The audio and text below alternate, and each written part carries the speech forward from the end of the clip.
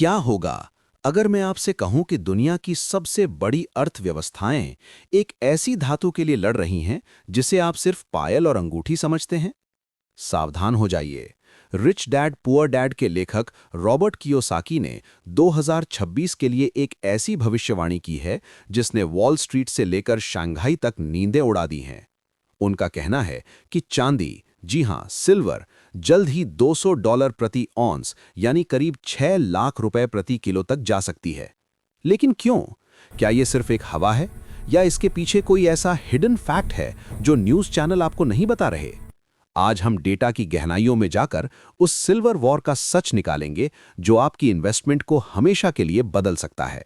सबसे पहले अपने घर यानी इंडिया की बात करते हैं। दुनिया को लगता है कि हम सिर्फ शादियों के लिए चांदी खरीदते हैं, लेकिन यह सच नहीं है।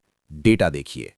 2024-25 के आंकड़ों के मुताबिक भारत ने लगभग 8,000 टन चांदी का आयात किया है। ये एक रिकॉर्ड है।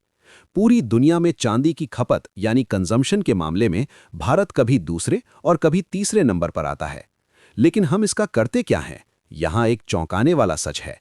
आज भी 45% चांदी गहनों में जाती है।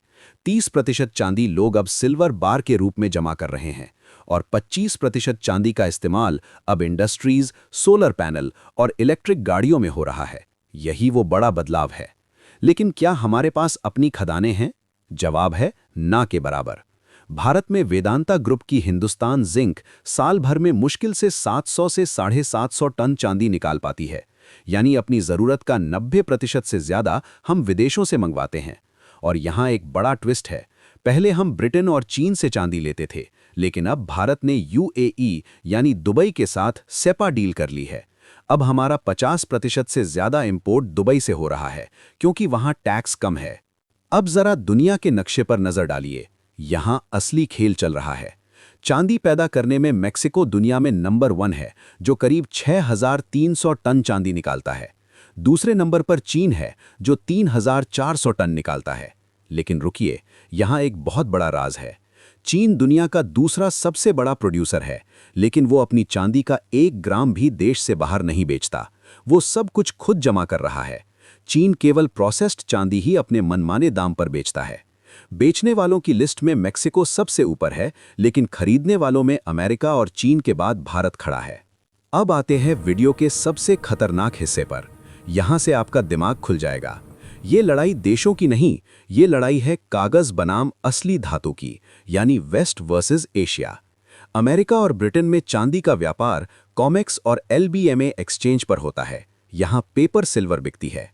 मार्केट के जानकारों का कहना है कि कॉमेक्स पर हर एक ऑन्स असली चांदी के बदले करीब 200 से 400 कागजी दावे बेचे गए हैं। यानी अगर कल सुबह 400 लोग अपनी चांदी मांगने आ जाएं, तो 399 लोगों को खाली हाथ लौटना पड़ेगा। अमेरिका कागज बेचकर चांदी के दाम को जानबूझकर दबाता है, ताकि उनका डॉलर मजबूत दिखे। लेकिन एशिया यानी चीन और भारत ने अमेरिका की इस चाल को पकड़ लिया है। चीन की स्ट्रैटेजी देखिए। शंघाई गोल्ड एक्सचेंज पर चांदी का दाम अमेरिका के भाव से 10 से 15% महंगा चल रहा है। इसे आर्बिट्राज कहते हैं। चीन दुनिया से कह रहा है, हमें कागज नहीं चाहिए, हमें असली फिजिकल डिलीवरी दो, हम ज्यादा पैसा देंगे। नतीजा ये है कि लंदन और न्यूयॉर्क के वॉल्ट्स खाली हो रहे हैं और वो सारी चांदी सिल्वर बार के रूप में चीन और भारत की तिजोरियों में लॉक हो रही है। पश्चिम एक कसीनो चला रहा है, जबकि एशिया फैक्ट्री चला रहा है। और इतिहास गवाह है, अंत में जीत फैक्ट्री की होती है। तो निष्कर्ष क्या है? क्या ये खतरनाक है? जी हां, बहुत। जिस दिन असली चांदी की कमी बाजार में हिट करेगी, उस दिन अमेरिका का पेपर मार्केट धाराशायी हो जाएगा। दाम रातों रात आसमान छू सकते हैं। सोलर पैनल, 5G और AI टेक्नोलॉजी, इन सब को चांदी चाहिए और खदानों से उत्पादन बढ़ नहीं रहा है। रॉबर्ट कियोसाकी गलत नहीं है, वो बस समय से थोड़ा आगे देख रहे हैं। ये सप्लाई और डिमांड का खेल नहीं, ये असली बनाम नकली की जंग है। फैसला आपको करना है। क्या आप कागज के वादों पर भरोसा करेंगे या ठोस हकीकत पर? अगर आप अपनी वेल्थ को सुरक्षित करना चाहते हैं, तो सेव योर इन्वेस्टमेंट को अभी सब्सक्राइब करें। जय हिंद।